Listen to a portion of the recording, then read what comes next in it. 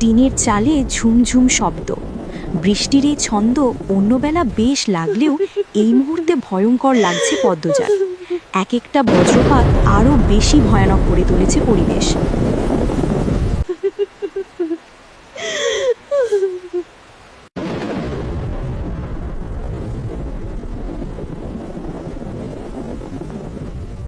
আপনি ভয় পাচ্ছেন কেন? আমাকে ভয় পাবেন না। বিপদে পড়ে এই বাড়িতে উঠেছি, বিশ্বাস করুন। দরজা খুলুন, বিশ্বাস করুন আমাকে। আমি আপনার সাথে কোনো সুযোগ নিতে আসিনি, ভয় পাবেন না। শুনছেন? আমি দরজা খুলব না।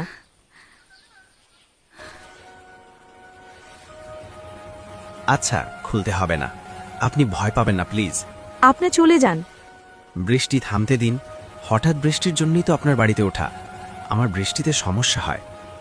লোকটা শিক্ষিত, কথাবার্তা শুনে ভালো মানুষ মনে হচ্ছে, তবুও সাবধানের মান নেই।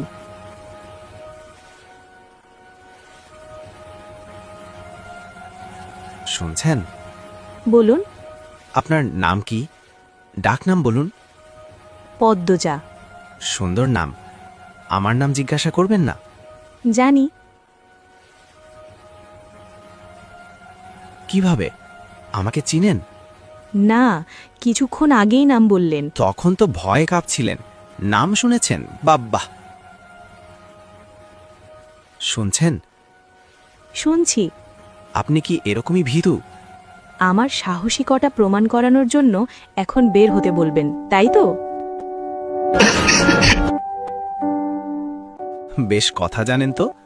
বৃষ্টি কমলেই চলে যাবেন কিন্তু। এত তাড়াতে হবে না, বৃষ্টি কমলেই চলে যাব। কষ্ট নিবেন না, খালি বাড়ি তো। বাকিরা কোথায়? এটা মোর্শেদ কাকার বাড়ি না? জি। ওনার ধানের মিল তো এখন আমার আব্বার দখলে। ছুটিয়ে নেবেন কবে? আপনি মাতবর কাকার ছেলে? অবাক হলেন মনে হচ্ছে। মাতবর কাকার ছেলের নাম তো বাবু। আমার ডাকনাম বাবু। আম্মা আর আব্বা ডাকে। ভালো নাম আমির। বাকিরা কোথায় বললেন না? আম্মা আব্বা ঢাকা, আজ ফেরার কথা ছিল। আর আমার 2 বোন আর ভাই নানা বাড়ি, বোধহয় বৃষ্টির জন্য আসতে পারছে না। এখনো আমাকে ভয় পাচ্ছেন? একটু একটু। এটা ভালো। অচেনা মানুষকে একেবারেই বিশ্বাস করতে নেই।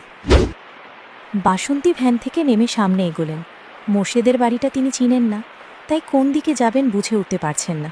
এদিকে আকাশের অবস্থা ভালো না, রাস্তাঘাটেও মানুষ নেই, ঝড়ো হাওয়া বইছে। আরও কিছুটা পথ হাঁটার পর আচমকা ঝড় শুরু হলো। তিনি দৌড়ে একটা বাড়িতে উঠলেন। রমিজালি বারান্দায় বসে হুকা টানছিল। তে আপনি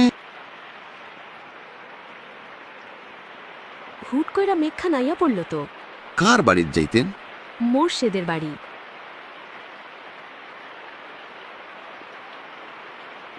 মুর্শিদার কি লাগেন আপনি? বাসন্তী চিন্তায় পড়েন। গ্রামের মানুষ তো জানে না তার আর মুর্শিদের সম্পর্ক। এখন জানানোটা কতটা যুক্তিসঙ্গত। সেকেন্ড কয়েক ভাবার পর যুক্তি মিলে গেল। গ্রামবাসীকে বলা উচিত, নয়তো সে তার অধিকার কখনো পাবে না। একমাত্র গ্রামবাসীই পারে তার জায়গাটা শক্ত করে দিতে। আমি তার বউ লাগি, প্রথম বউ। তার লগে আমার 20 বছরের সম্পর্ক। রমিজালির চক্ষুদয় যেন কোঠর থেকে বেরিয়ে আসতে চাইল। মেঘনা চাইতেই বৃষ্টি পাবার মতো আনন্দ অনুভব করেন। হের পরের বয়ে জানে? না। থাহেন কই আপনি? রাধাপুর। লুকাইয়া রাখছিল বিয়া কইরা? হ। এখন মোর্শেদ আমারে তালাক দিতে চায়, আমার সাথে সংসার করতে চায় না। তাই আমি আমার অধিকার নেয়ার জন্য আইছি। আমি তার বাড়িতে থাকবার চাই। আপনারা আমারে সাহায্য কইরেন। গ্রামবাসী ছাড়া মোর্শেদ আমারে জায়গা দিব না। আপনার জায়গা কইরা দেওন আমরার কাম। আপনি চিন্তা করেন না, মেঘটা কমতে দেন, এরপর খালি দেহেন কি হয়। বাসন্তীর চোখ মুখ জলজল করে উঠল। ভরসা পাওয়া গেল। রমিজালির প্রতিশোধের নেশা পেয়েছে। মোর্শেদ তাকে কত কটু কথা বলেছে, অবজ্ঞা করেছে, অপমান করেছে। এইবার তার পালা। প্রতিটি অপমান ফিরিয়ে দেবেন বলে শপথ করেন।